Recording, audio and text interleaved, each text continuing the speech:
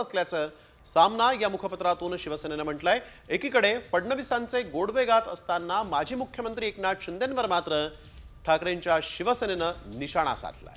तर ठाकरे गटाच्या मुखपत्रात करण्यात आलेल्या कौतुकावर फडणवीसांनी केवळ 2च शब्दात उत्तर दिलंय।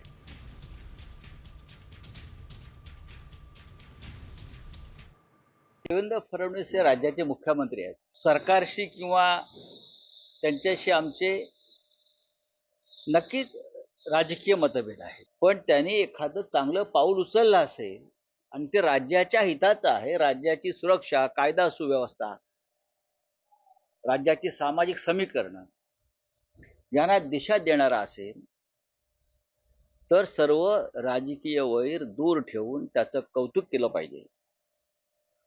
ही कायम शिवसेनेची भूमिका हिंदुहृदय सम्राट शिवसेना प्रमुख बाळासाहेब ठाकरे यांच्यापासून आहे।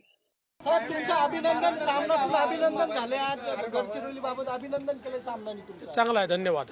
सर, तुमचं अभिनंदन। सामनातून अभिनंदन झाले, आज गडचिरोली बाबत अभिनंदन केले सामनाने तुमचं। चांगला आहे, धन्यवाद।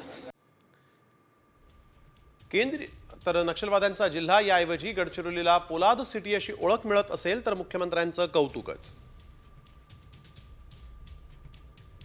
बीडमध्ये बंदुकीचं राज्य कायम असलं तरी गडचिरोलीत संविधानाचं राज्य होत असेल तर स्वागतच।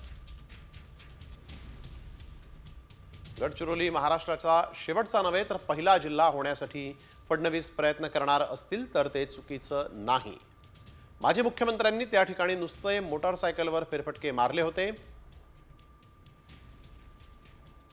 शिंदेंचे फेरफटके आदिवासींच्या विकासापेक्षा ठराविक खाण सम्राटांचे टक्के कसे वाढतील यासाठी होते असे आरोप केले गेले।